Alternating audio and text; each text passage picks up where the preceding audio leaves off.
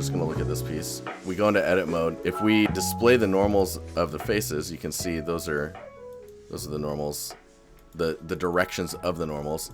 And the reason you're getting a hard edge here is because if you look at it from this way, you've got this face and this face, and because these are pointing two different directions, there's literally a break in the normal direction here, right? So it's either that way or this way. So when you go and you select all of the faces and you smooth them, we'll just turn this all the way up.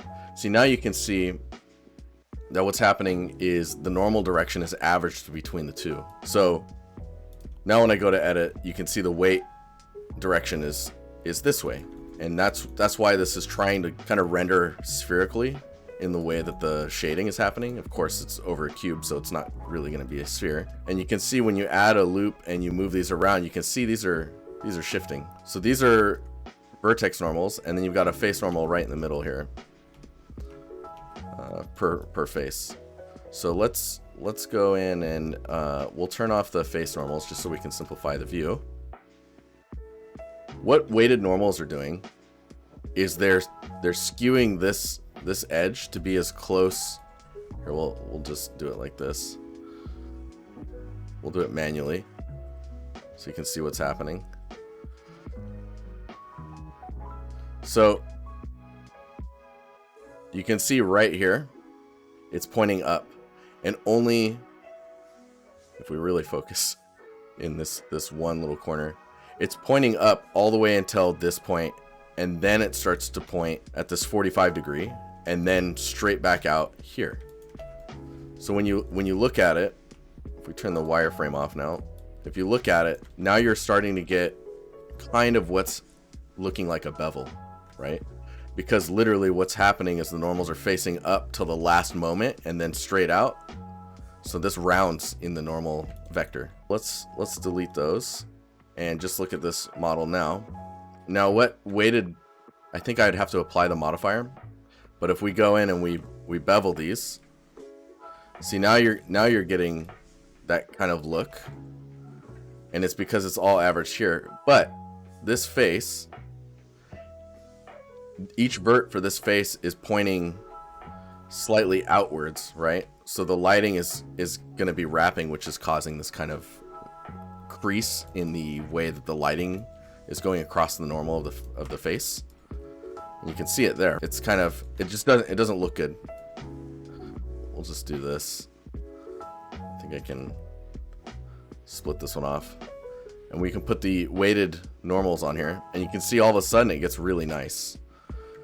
You've flattened out the normals on this face. You still get the rounding here, and you flatten out the normals here without really doing anything other than adding a weighted normals on there. If I go to edit this, I think it still looks the same because it's not displaying. If I go and edit both of them, it's not displaying the difference that the weighted normal is doing. I think if I accept it, yeah. So okay, so now if we edit, so you can see what happens is it's taking those normals and it's averaging the direction of that normal based off of the size of the face.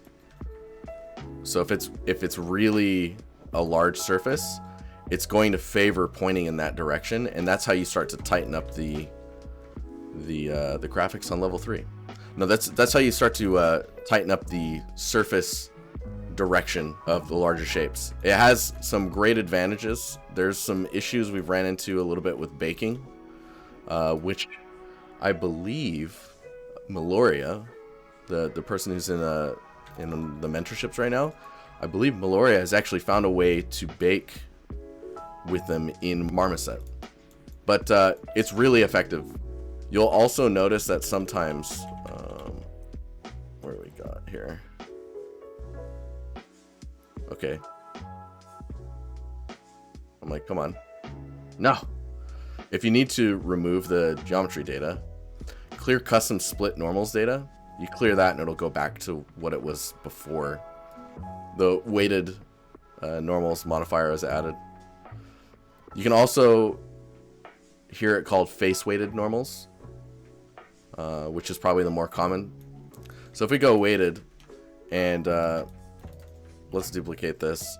So the weight scale here, Like if we grab both of these, let's weight this one at 100. You can see there's a bit of a shift. And then let's weight this one at 50, and then we'll put a weight on this one of 10. Okay. So remember, this is 10, 50, and 100 in the weighted normals modifier. We'll just accept those so we can see the difference in the vector. So what's happening is as you tell it more, it goes from its averaged vector to more and more close to the vector of a large face. And you can see at 100% it's going to be straight out, which for what we're doing with this, at least this shape or this cube, this is a good example of when putting it at 100 is going to give you the most accurate shading that you would expect if there was a bevel and normals were baked on this. It's pretty, you can see the difference in how it's shading here and how it becomes more and more of a flat surface in the normal. Anywho, that's weighted normals or face weighted normals.